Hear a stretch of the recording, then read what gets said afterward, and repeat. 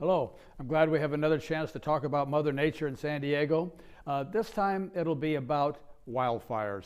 We have a lot of things to say, a lot of things to learn about wildfires, and lots and lots of hard to know how to start. There's so many things that happen, so many data. I thought the simplest way we could start is just look at one day. So much going on at one time, and as we see, it looks like days like this are going to become more common than rare.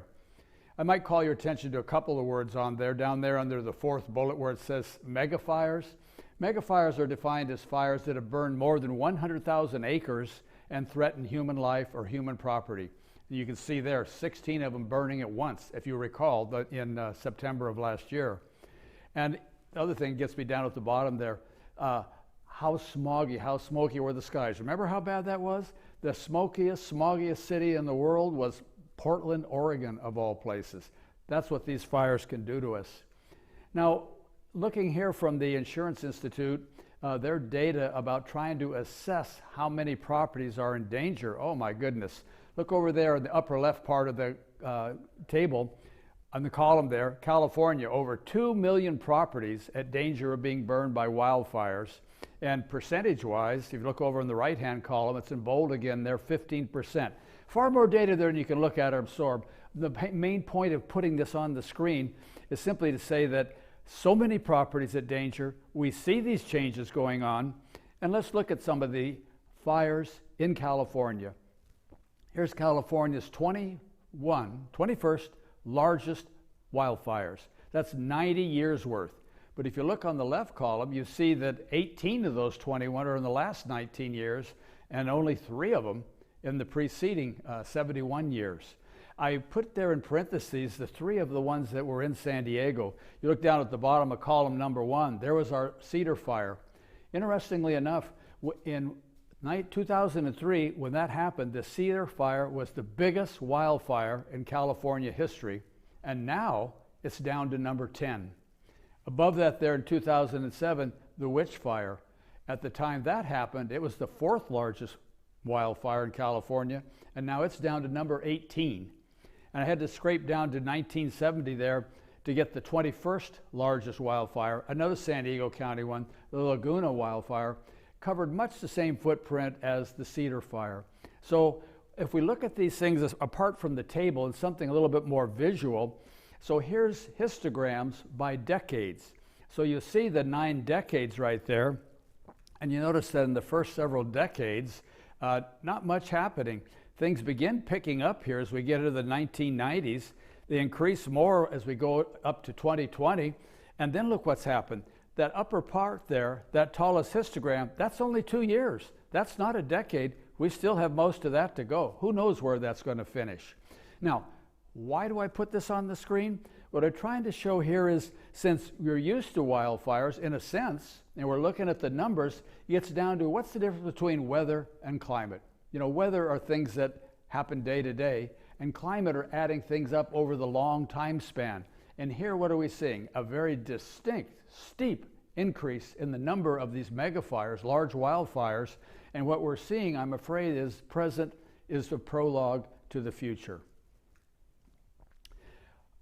Several different ways we can back that up with fires. Remember, just this year, we had 2 fires for the first time ever that climbed the granite wall. As you see here, a granite wall. Here's a shot in the Sierra Nevada.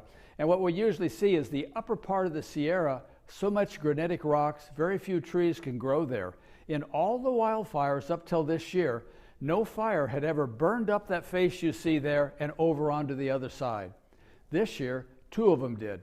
Remember the Dixie Fire, the largest wildfire in California history? It's up in the Chico area. That burned up and over. And also we had the Caldor Fire. That was the one where they were talking about evacuating South Lake Tahoe. Burned up and over the granitic peaks of the mountains there. So in other words, another measure of the fact that these fires are not only more often, but they are bigger. And the trees even tell us this story. When we look at the ponderosa pines down at the low elevations, they have very, very thick bark because they're used to fire. So natural selection has caused their surviving trees to have thicker and thicker bark to select for that. And some of their pine cones open up when fire comes to release the seeds so new ones can grow. But when we look at the pine trees up at the top of the mountains there, they have thin skin and their seeds are unaffected by the fire. In other words, their evolutionary history says they're not used to fire. The low elevation trees are used to fire. Another way that even the trees themselves tell us that the fires we're experiencing are unprecedented. Our state. Now, let's discuss several of the things that have happened here. New things, or if they're not new things, things that have been reinforced for us here. One of them is this concept of a heat dome. What we're actually looking at right here, it basically is a high pressure atmospheric zone, clockwise circulation, which means the air is descending downward. And what we're looking at here with this heat dome is if we start off with some warm air, then as that warm air descends down to the ground, it gets even warmer and warmer. And so we're seeing more and more of these, they're basically high pressure atmospheric zones. The things you see, the H you see on the maps all the time, there's the high pressure zone. But the thing that's changing a little bit right now, as the Arctic is warming up and we reduce the temperature contrast between the cold Arctic and the warmer low latitudes, that seems to be causing the jet stream to slow down a bit. And not only slow down a bit, but it becomes more sinuous.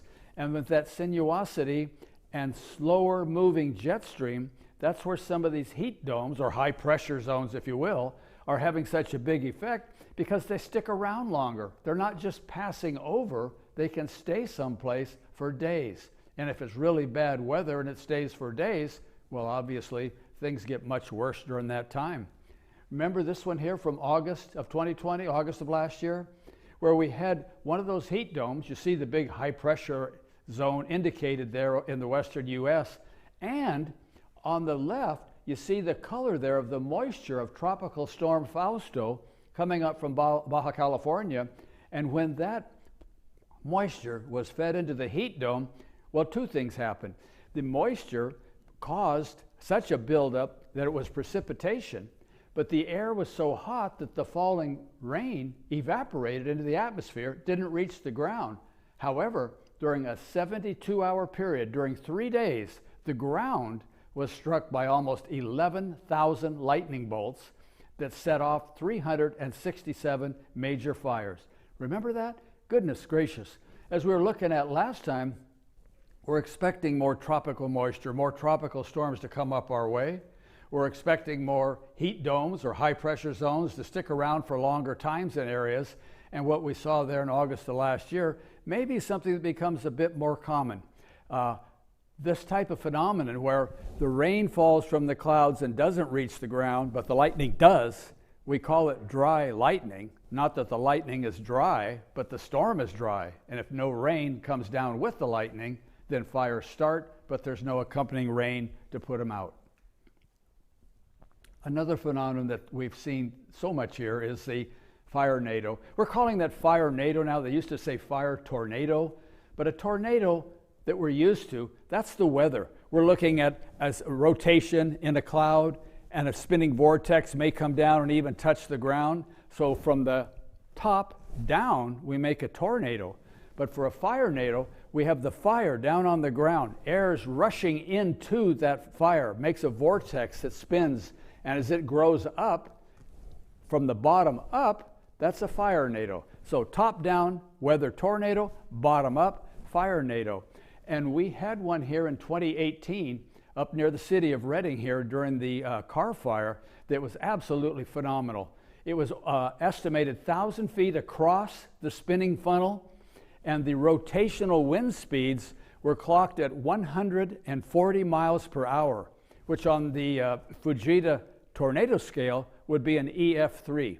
So in this, it's not just the fire whirl we're seeing, or the firenado, is what we're seeing is air rushing in, smoke, fire, all spinning together in one mixture and rising high and rising fast.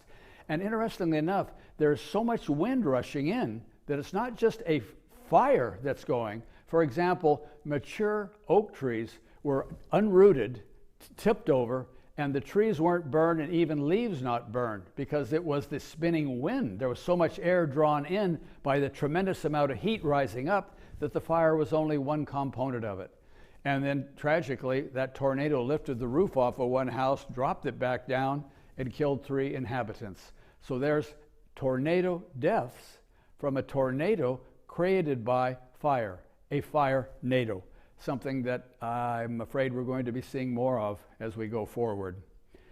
Here's something here from the Meteorology Bureau down in Melbourne, Australia, and it's very interesting. Start down on the lower left, and there we're seeing some of these massive fire tornado, if you will, or the heat, the moisture from the burning trees rising up in the plumes, actual cloud forming, blowing away to where we have a thunderstorm, downbursts, we even have rain. Moisture burned up, carried aloft by the burning of the trees, feeds rain, and we can have lightning at the same time. So the name of these things, you can't even fit it on one line on a diagram here. Pyro for fire, cumulus clouds you're used to, but cumulonimbus, those are the really tall clouds, 7-8 miles high. Pyrocumulonimbus clouds. So we not only have a fire create clouds, those clouds can even give rain and have lightning come out of them. So we're seeing again fire creating what we normally think of as purely weather phenomena. Oh yes, the John Milton story, Paradise Lost. The paradise I want to talk about now is Paradise, California, and there are lessons we can learn from this latest fire there. Here's the Camp Fire in 2018, as you see, and well, just as a side, I'm using that image. That's the cover of the 12th edition of my Natural Disasters textbook that'll be coming out. I thought that made as good an image as any to wrap around the book for a cover. And what do we see here clearly? We see a massive amount of forest on fire. You see the dominance of the wind. Look how the wind is pushing that. Whereas fire is not spreading out in all directions. It's being driven by the winds, and you see the town there. And for Camp Fire here in 2018, the numbers, I don't want to get lost in the numbers here, but 17 days of fire. It takes rain to stop it. Look at the number of buildings lost. They're almost 19,000. The city, 26,000 residents, sounds small to us, but that's the second largest city in Butte County after only Chico, and 88 people died in their homes and cars. Now you look at this and you say, there's Mother Nature dealing us a nasty blow, and indeed that's what happened, but let's look a little deeper. 10 years earlier, the Humboldt fire burned for 10 days, destroyed, you can read it, 87 homes, and blocked 2 of the 3 escape routes out of Paradise. A grand jury in the following year met and said, this just won't work. We don't have enough exits to evacuate during these fires. And fires, they've had 19 fires in that area. I'm defining fires now as greater than 300 acres burnt. They had 19 of them within the last decade. So fire is very common up here. So they increased the main highway to 4 lanes so they'd have more ways out.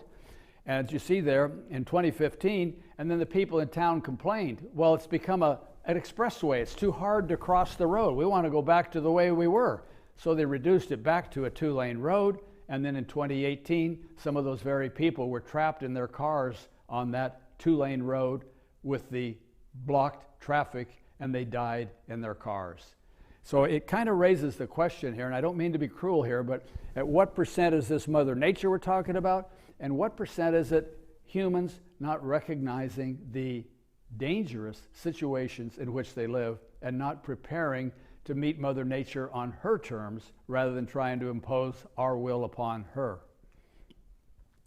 This fire here is one of the most stunning images out of that whole campfire to me. You look at the trees. First, go around the periphery of the photo there, and what do you see? Green forest. The campfire in this area pretty much skipped over the trees. You don't find many that are burned, but what did it do to the houses? The houses catch on fire and burn more easily than the trees do. So what's up with that? I mean, we're building houses out of fuel, putting them in a forest, and the houses burn more easily than the trees do. Something is not right here. there's some rethinking that needs to go on. Now, I'm going to go back to California earthquakes, and I want to look a little bit about how Californians respond to earthquakes. We talked about the 1933 Long Beach earthquake, and we saw the schools had collapsed, and we looked at the unreinforced masonry, the hollow masonry bricks, which are now illegal to build with. The earthquake in 1933 was in March. In the month of April, the legislature passed laws to eliminate that hazard, so let's not experience it again. And then in 1971, the San Fernando earthquake. One of the things about that 6.6 magnitude earthquake was the collapse of the Olive View Veterans Hospital. That's where most of the deaths were. Dozens of people died there. So they passed new laws saying hospitals have to be built to stricter building codes than other buildings, for obvious reasons, at times of disasters when you need them the most.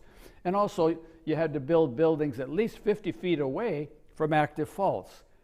1989, Loma Prieta, we talked about that earthquake quite a bit, and the legislature passed new rules for that. 1994, the Northridge earthquake, they reformed insurance. You can read the tougher building codes. We had a lot of, not catastrophic collapses of high-rise buildings, but failure within the welded molds within the buildings, so they changed the building code. I'm spending time going over this because I like this. I like the fact in California, when they have a big earthquake and people die and buildings fail, they look at what happened and then pass laws, change the building codes to let's not have it happen again.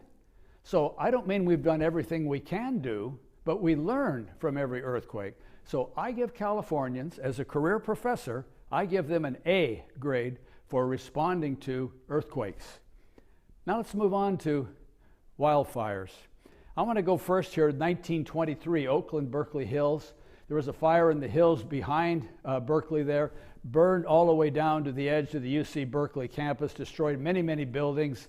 Very, very dangerous fire. Again, most of these things stop when the winds change. It's Mother Nature changing her mind that even saves us. But this was destructive enough that they called together a committee and say, tell us what was wrong. What led to this disaster? And they say, well, flammable roofs on the houses, plants near the buildings, strong winds, narrow winding roads, hard to get in, hard to get out, inadequate water supplies. Okay, so there's a list of them. Now what's done about it? I'm going to jump up 80 years to San Diego. San Diego, 80 years later, what do we have? We have the Cedar Fire. And after that fire, remember, almost 3,000 buildings destroyed by the Cedar Fire, 15 people killed here in San Diego by the Cedar Fire. You call together a committee and say, what were the shortcomings? What is it we need to look at? And they make a list. Well, it might look kind of familiar.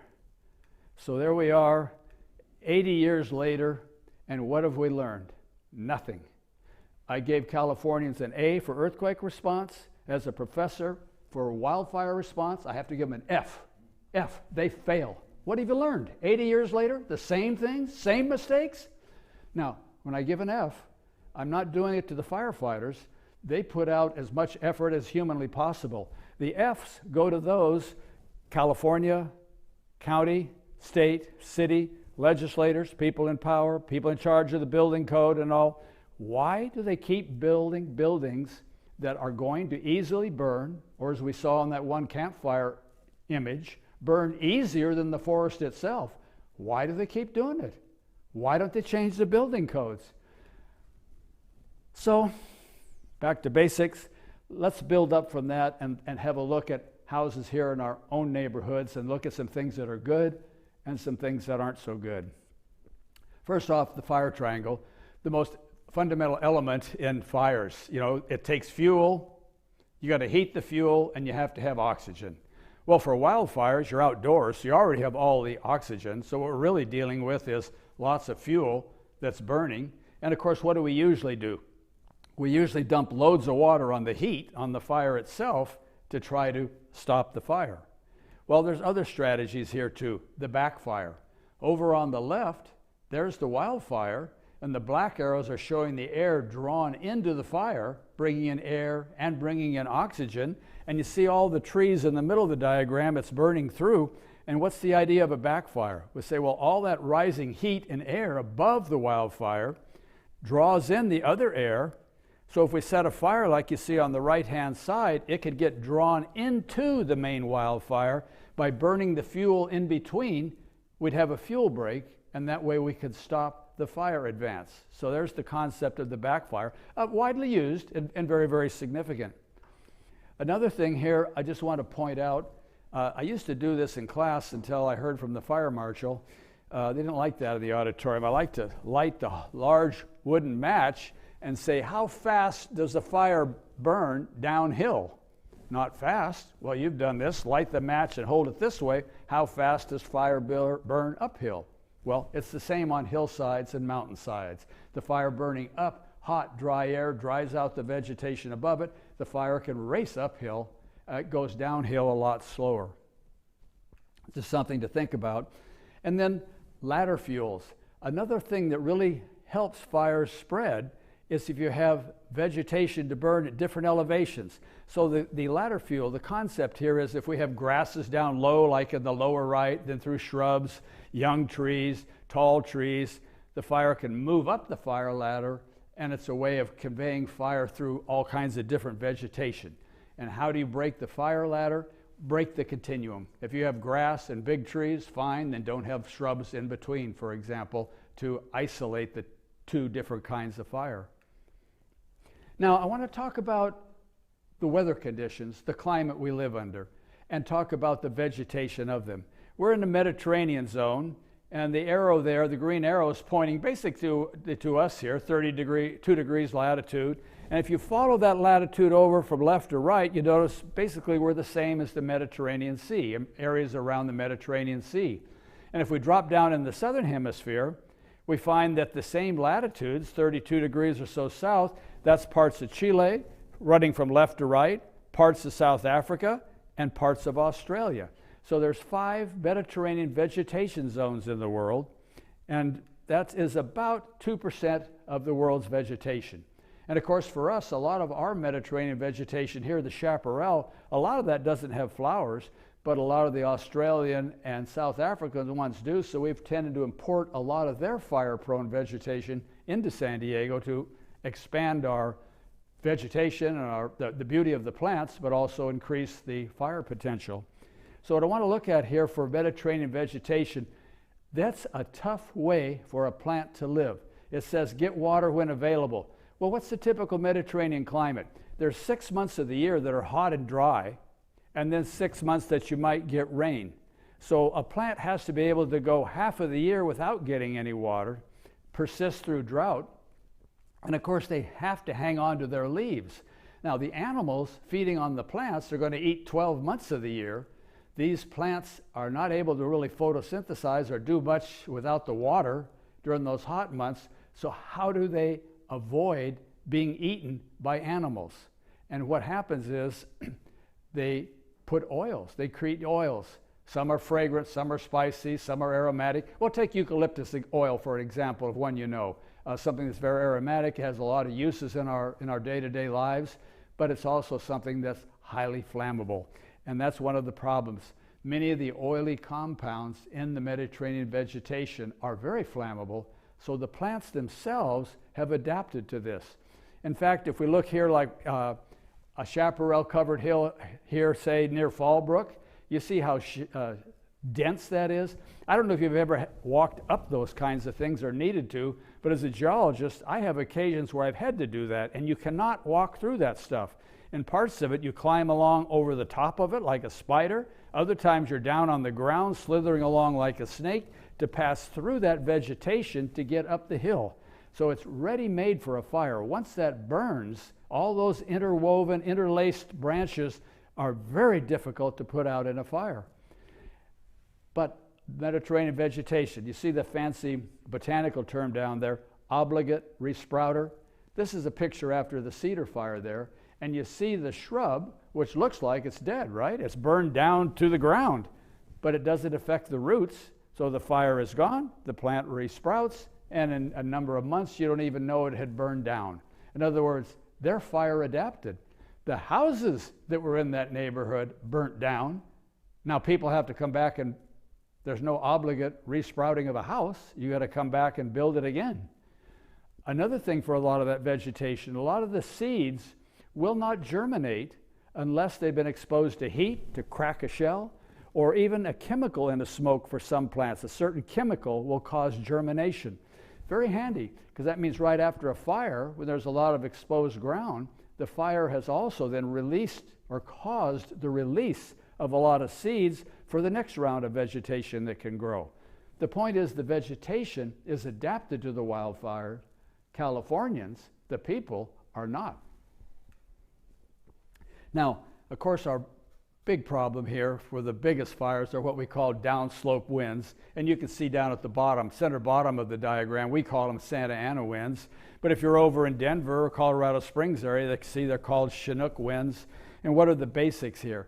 We're looking at the high Rocky Mountains, the Colorado Plateau, and there when we see that we have a high pressure zone over the high elevation, then the wind flows downslope to the Pacific coast, and as it flows downhill, it warms all the way, or as it flows out into the desert, or out east it goes. So it's a high pressure zone, which means the air in the cloud is descending to begin with. Then when it flows, dropping in elevation, warming all the way down to us, there's our Santa Ana winds, and that is a firefighter's nightmare, Santa Ana winds. Now the Santa Ana winds here, well, Raymond Chandler discussed this some in his book. Full screen, please. Raymond Chandler, one of his characters, or describing the set there, he says, "There was a desert wind blowing that night. It was one of those hot, dry Santa Anas that come down through the mountain passes and curl your hair and make your nerves jump and your skin itch. On nights like that, every booze party ends in a fight. Meek little wives feel the edge of the carving knife and study their husbands' necks. Anything can happen." We're talking about Santa Ana winds here in terms of fire, but you know there actually is an uptick in domestic violence or domestic activity during Santa Anas. These winds not only drive the fires, but they also can irritate enough people to knock them out of their normal behavior.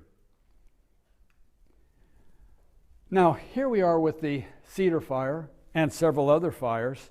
So what I want to do here, we're back in October of 2003. I want to notice that here we are all the way up at Ventura.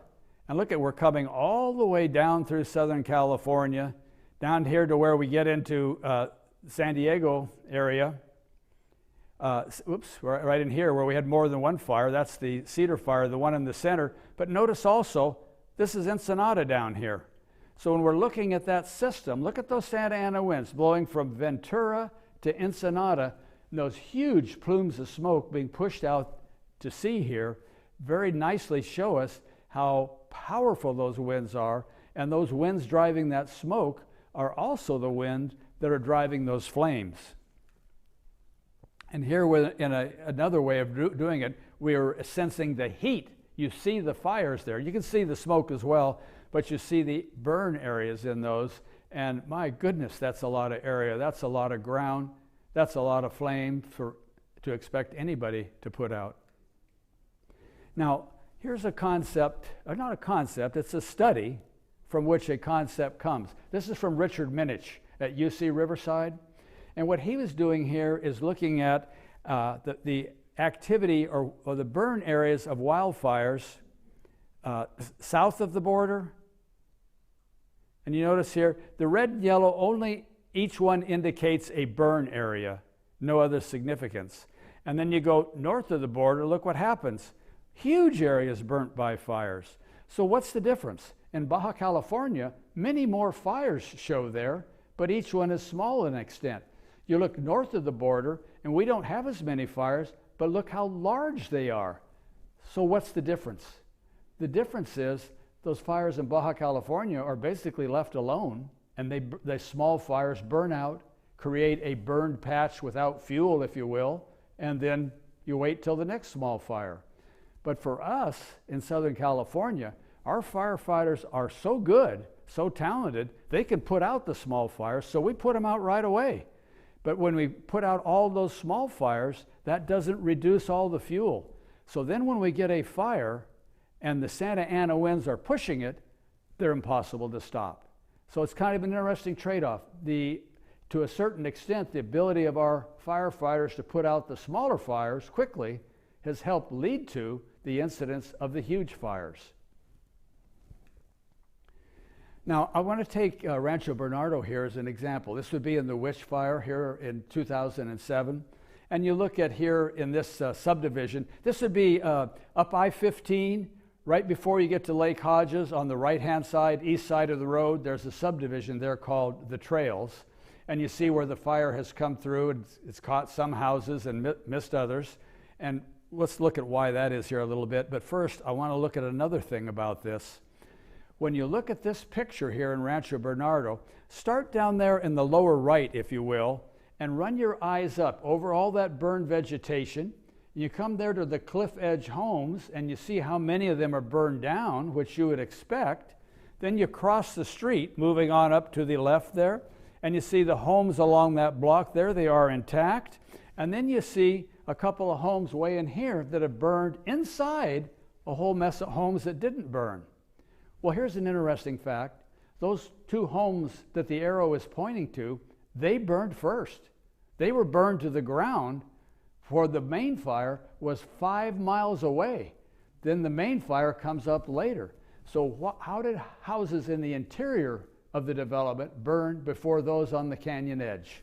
And the answer is embers, flying embers, burning particles carried by the winds, carried, in this particular case, documented to have been carried as much as 5.6 miles away and start a fire.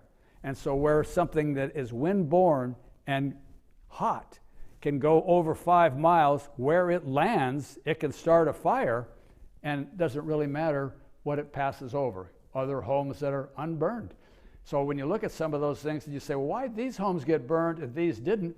Primarily that's a matter of the flying embers. A home that was assaulted by flying embers is going to catch on fire. And if the wind blew them on by, or you didn't happen to hit that other house, some of the other houses, they still stand. So there's no real good pattern you can see to them, because you're looking at the vagaries of the wind. Slightly different wind current here, wind current there, cause things to burn different ways. I might also add, when you're at Mission Trails Park, the visitor center, I hope everybody's been there. It's award-winning architecture, marvelous place to be, free admission. But when you go up on the mezzanine, they have a 4.25 minute long video, professional video, called Embers. And that goes into this topic in even more detail. So please check that out when you're at the visitor center. Now, the homes we were just looking at there, 274 of them in there. Let's go through and look at some lessons, some of which are non-intuitive. We already discussed this, homes in the interior burning before the homes on the canyon edge, 5 miles away. Boy, that's a long ways away to have a fire. Here you have people saying, I'm not ready to evacuate from my home yet. I see the fire, we're watching, we'll evacuate when it gets closer. But you have fires being started in homes 5 miles away. They could be starting behind you while you're still looking at the fire in front of you, deciding when it's time for you to evacuate. And interestingly enough, they studied over 11,000 aerial photographs through a time sequence, and they see that about 2/3 of the destroyed homes were ignited. It was embers that caused them to catch on fire. Not that wall of flame that is so overpowering and impressive, but it was the embers that were actually hitting things the most. You know, once the fire was inside the community, you have the streets, the sidewalks, the lawns. You have areas where you can fight a fire because you have access. You could be within an area like that and not be at serious threat. And I just want to look at some of these things that firefighters have to face. Goodness gracious, look at all those homes and look at that fire front. Is there anything firefighters could do? And look here at the arrow. There's a fire truck right there. What can they do to stop that wall of flame? Obviously, the only thing you could do would be to fly a huge airplane over it and drop retardant on it or something or other. But the task that these firefighters face when wind is pushing walls of flame like that, basically they're going to go wherever they feel like going. And I love this photograph. I want you to contemplate this for a little while. I don't love the photograph for its, shall we say, quality, but for what it shows us. Left-hand side of the diagram, the freeway there, that's Interstate 15. As you run from left to right across there, that's Interstate 15. You're looking to the west, the real bright zone way out there in the upper left of the photo, that's out over the ocean. So that's Highway 52 coming in. There's crossing over Interstate 15. And as you head down towards the bottom of the screen, it's basically heading on up to Mission Trails Park. But look at the cedar fire. Look what it's done. It burned all the way down alongside Highway 52, across Interstate 15, on its way to La Jolla. Why did La Jolla not get burnt down? The winds changed direction. The Santa Ana winds stopped, and then the sea breezes took over. And in fact, the fire then started going back the other way. But I want to discuss another thing here about fire breaks. We hear fire breaks all the time. We see bulldozed zones going up and over hills, that these are fire breaks. Well, how about Highway 52 there, running from bottom to top? There you have a 4-lane freeway with a median in the middle, no cars allowed. The firefighters own the Highway 52, and you had embers jump, as you look at that diagram, jump from right to left over Highway 52 and burn down houses in Tierra Santa. That's how overpowering these fire fronts are. And I know some of you have experienced these things, and probably some of you have even lost houses to it. But I'm trying to emphasize this for those who haven't had that experience, how small and how fragile, insignificant we are when we have to face up to something as big as this. Prescribed fires are one of the things that we use to try to reduce fuel. Remember the fire triangle? We had oxygen, we had heat, we had fuel. So why not start fires during calm times, no wind, cool temperatures, and burn a lot of patches of fuel? Well, the U.S. Forest Service, in the 10-year period from 2010 to 2019, in 10 years, started almost 33,000 prescribed fires, and they burned over 11 million acres. Sounds like a lot, except U.S. national forests are 188 million acres. So at the rate they're burning, they would burn from one end of the U.S. national forest to the other in 168 years.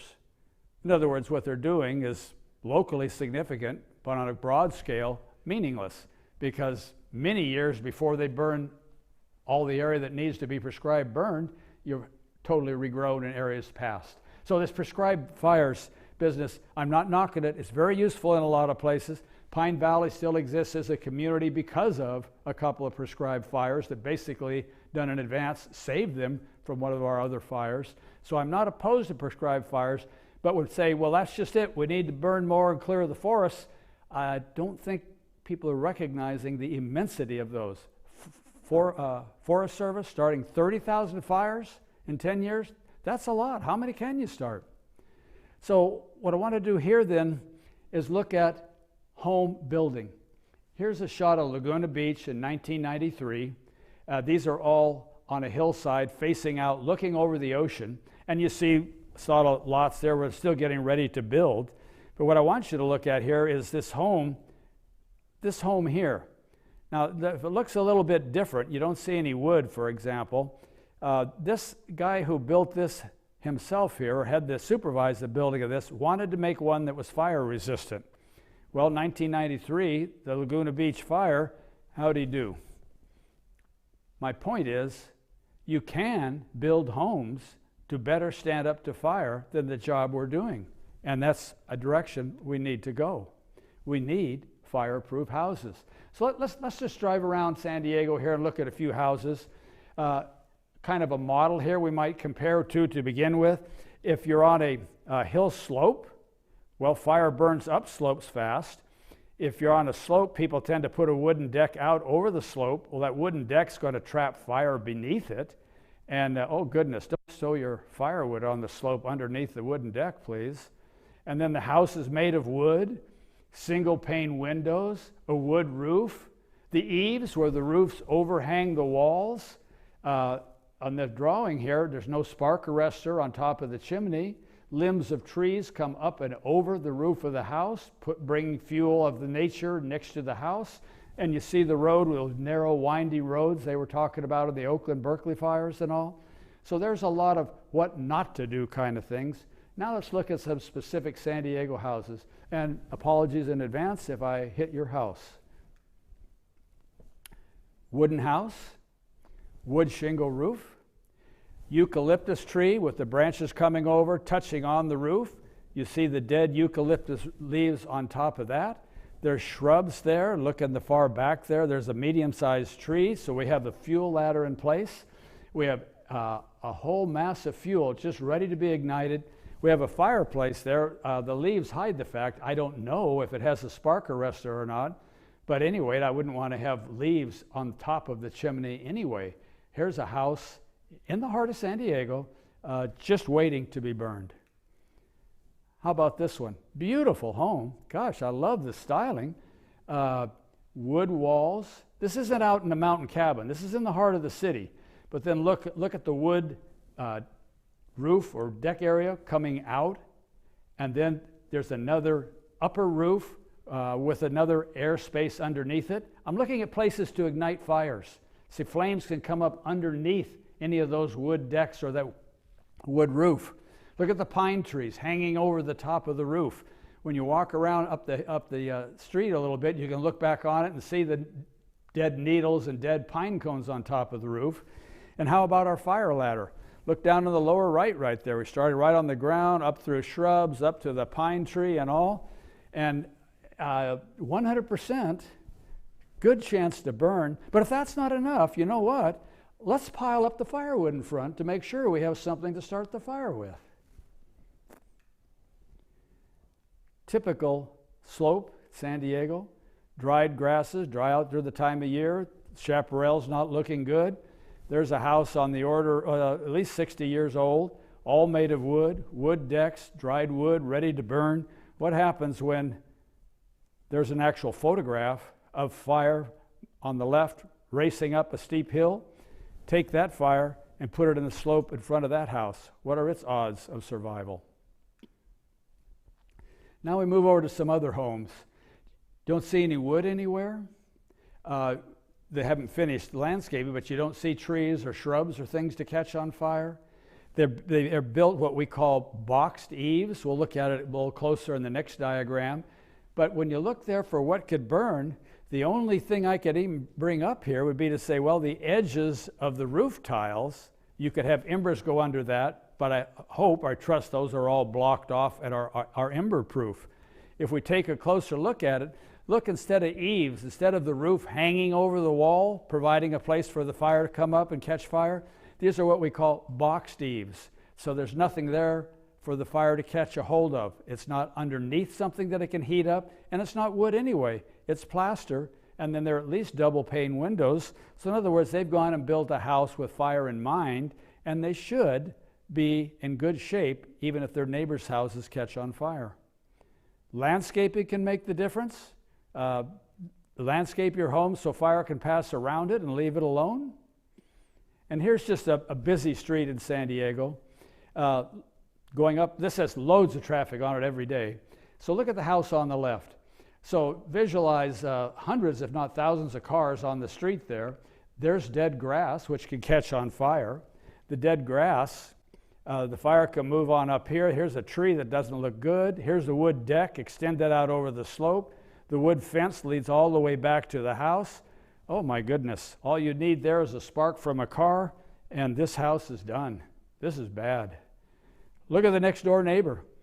Ice plant out here that won't burn, a concrete block wall, no really dead vegetation or easy plants to catch on fire. This is the way to do it. Thinking about fire, thinking about how can we build in this environment, live in this environment, enjoy San Diego life, and not have to think about our house burning down. So I'm going to conclude with this, and I'm just going to point out, it's interesting when we read the history of the human race, we talk about humans' ability to control fire and how much good that has done us, and it has. So I think maybe we think of fire almost as something we can play with like a toy. But I think these wildfires show us another side.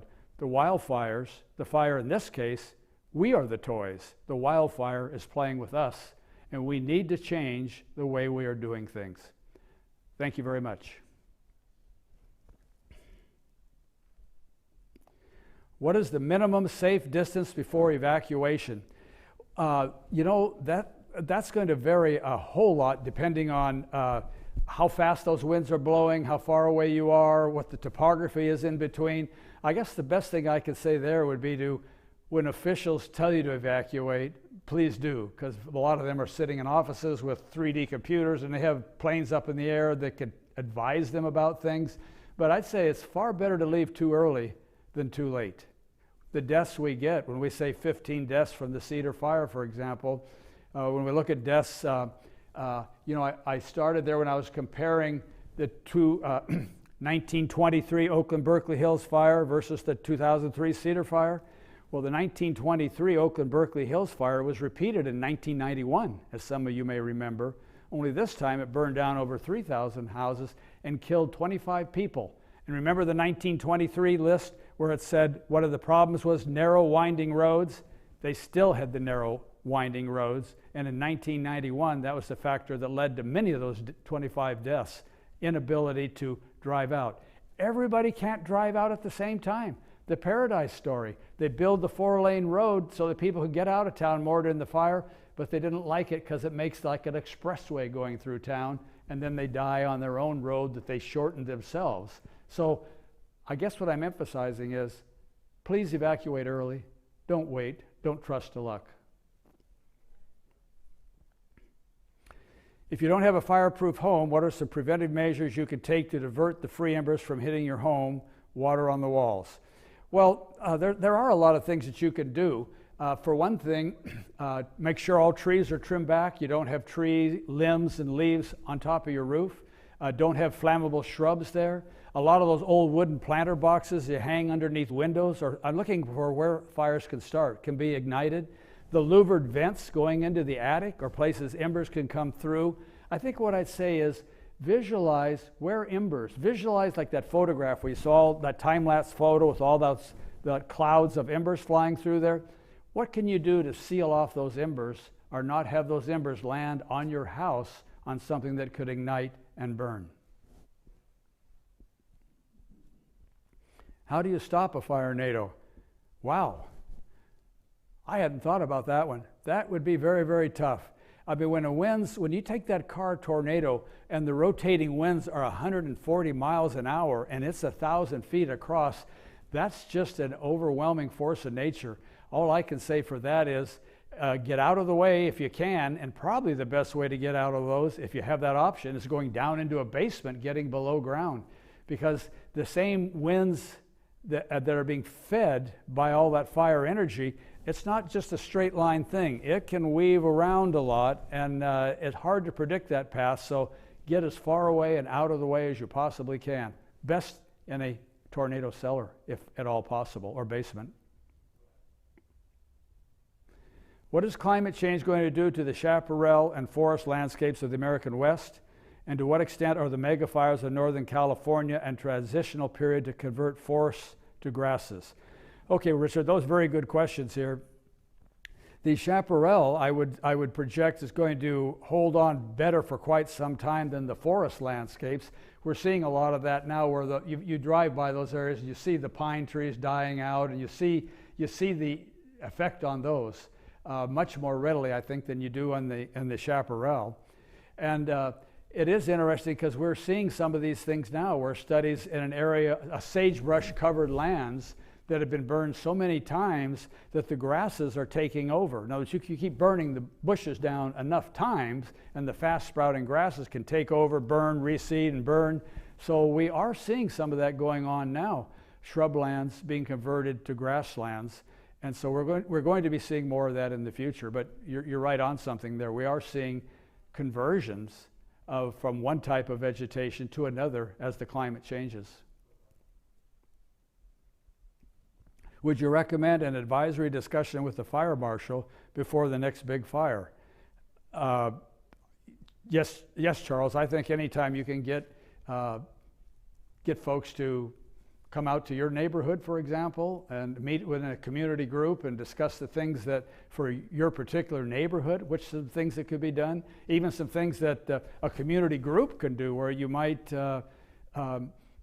work collectively to reduce the fire hazard in any given area. But I think that's really it. I think a lot of it is, I think fire is so familiar to us, you know. We control fire, right? We can light a match. We used to do a fire is something we use, that I don't think it gains the respect that it ought to. And of course, when we're dealing with these things like these wildfires, you don't have time to think or fix things up at that time. You need to do like you say there. If you have a fire marshal or somebody else who's on top of the fire topic, come out and discuss your area, your homes, your vegetation, your community with you, so you can make some changes in advance to reduce the odds of burning. I highly recommend that. What vegetation is fire resistant? Probably the most common thing we see used around here for fire resistant vegetation is the ice plant. You know, those finger-like juicy things. But most any plant's going to burn if you hit it hot enough or hit it in the right way. But for San Diegans with hill slopes, well, two different things here. For hill slopes, I would plant ice plant to stop fires if it's not weak rock that's prone to landsliding. If it's landsliding, you don't want ice plant. If it's firm rock, then ice plant's a good one to make a fire break.